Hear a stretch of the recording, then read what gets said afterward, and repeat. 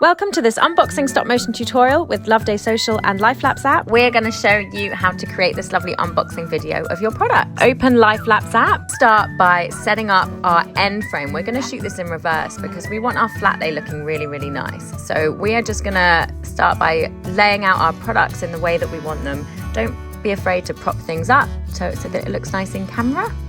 And then we're going to set the grid. I think we're going to use the multi-grid because we've got lots of different products to use and it will just help us know where everything is. And then we are going to lock the exposure, auto white balance and focus so that it doesn't flicker. Next, we're just going to turn on our ghost, and this will help us see what we're doing when we're animating. It will mean that we can see the previous frame, which will show us basically how much we've moved that frame, which is really, really helpful. Grab your remote shutter because this will stop you from having to touch your phone to avoid camera shake. And now we're going to start animating. So we like to start and end our animations often with a little punctuation, so often in the form of a jiggle. So here we're just going to animate a little jiggle in the flat lay.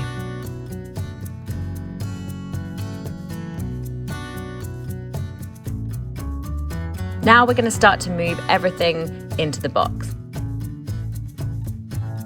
We are going to start with a really, really tiny movement of everything because this will create a nice ease into the animation. And then gradually, as we keep animating, our movements are going to get bigger and bigger.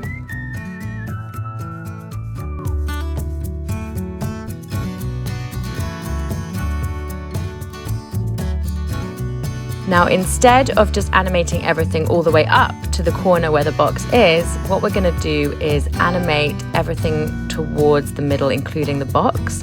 This just keeps everything nicely in frame and keeps the focus into the middle. So as you can see, our movements now are a bit bigger than they were before because we're gaining a bit of momentum.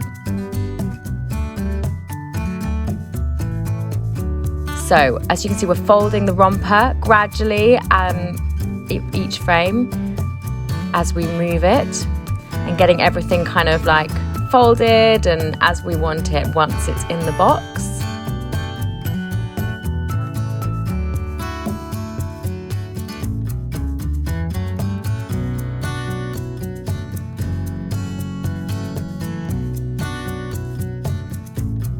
We're just gonna go back to doing quite small movements of stuff in the box just to ease it in and have it like settle. The box is still traveling a little bit, but now we're gonna start graduating those movements as well, just to have it rest nicely. Okay, now everything's in the box and settled. We're gonna close the box. We often use rolls of tape just to kind of prop the back of the box up, but just make sure they're hidden in frame when you take the picture, which can take a little bit of jiggery-pokery. We again use rolls of tape often on the inside. And then don't be afraid to take things out the box if it won't close properly.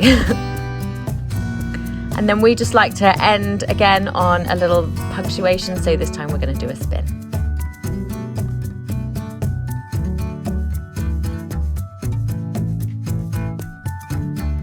And there we go, all done. Now we're going to do a little bit of editing. So we'll just watch the video.